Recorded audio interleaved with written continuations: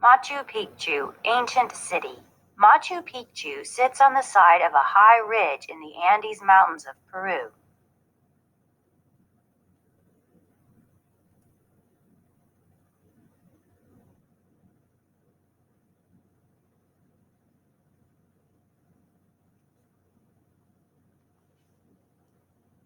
Point, counterpoint. The royal treatment. Machu Picchu was a royal estate. Machu Picchu, pronounced Machu Picchu, was a city that was part of the ancient Inca Empire, a civilization which once ruled much of Western South America. Machu Picchu was built during the reign of the Emperor Pachacuti. It was abandoned in the early 1500s. Machu Picchu was found in 1911 by an American historian named Hiram Bingham. He came upon an intact settlement of stone structures. Because Machu Picchu was isolated, it was extremely well preserved. Though Bingham was not a trained archaeologist, he uncovered many remains from the site. Over the years, other archaeologists have studied these objects and structures to learn about the Incas. They have tried to figure out why they built a settlement in this location. Researchers have examined artifacts such as fragments of pottery and metal pins to find clues about the activities of the people who lived there. Historians have also looked at architectural details. This can help them determine how the buildings were used.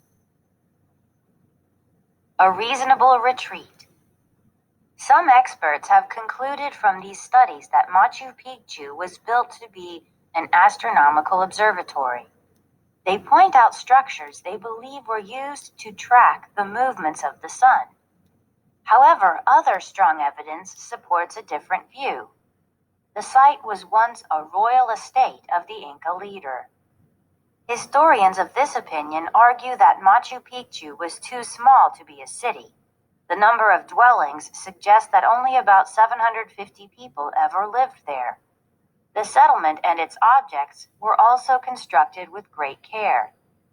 Moreover, the site was a relatively short distance from the capital city of Cusco.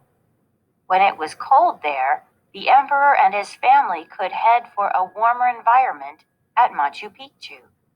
There he would have hunted, relaxed, and met with noblemen. Given this evidence, it is only reasonable to conclude that Machu Picchu was the emperor's home away from home.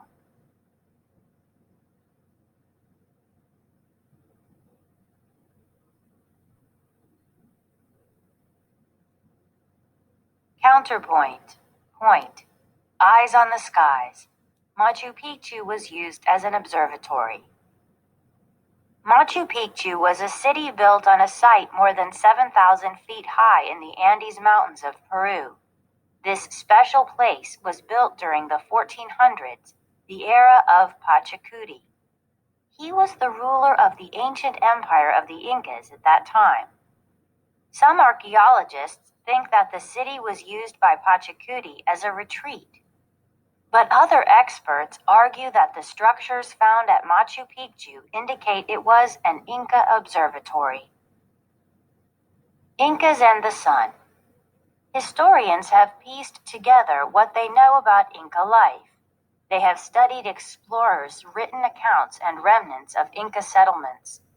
Historians know that the sun was important to the Inca religion. The Incas believed the movements of the sun in the sky affected their way of life. The Incas tracked the movements of the sun and used their observations to create calendars needed by farmers to plant their crops. Window to the sky. The fact that religion and agriculture were closely tied to the movements of the sun has led some experts to look at the structures at Machu Picchu in a new light. They believe the Inca probably built some of these as tools for tracking the sun, stars, and planets. One such structure is called the Temple of the Sun. Its curved walls partially enclose a space with a carved stone in the center. This stone appears to point to the center of a window that faces east.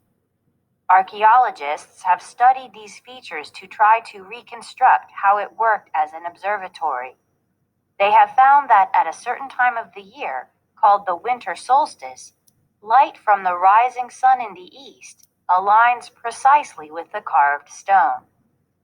The winter solstice is the shortest day of the year, which occurs in June in South America.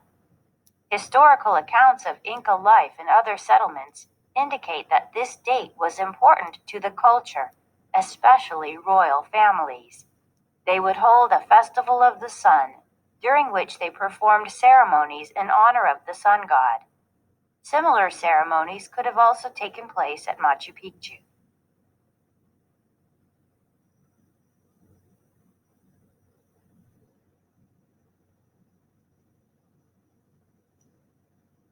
An ancient observatory. While other evidence indicates that the royal family used the site as a retreat, the royal family could have traveled here for the winter solstice. The importance of the sun to the culture and the placement and design of structures like the Temple of the Sun show that it likely was used as an observatory. Machu Picchu helped the Incas keep an eye on the sky. The Temple of the Sun marks the winter solstice.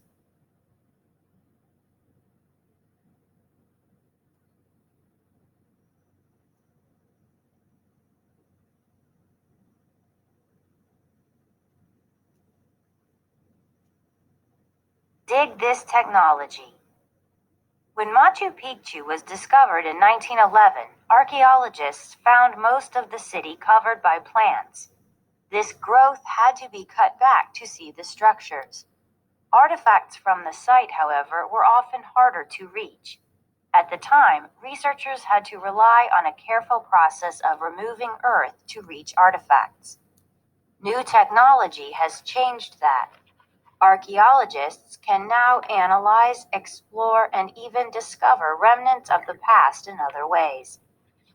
A big help to researchers of Machu Picchu today is the use of a 3D scanner. They can use this machine to scan the site with laser beams and reconstruct the city as a digital three-dimensional picture.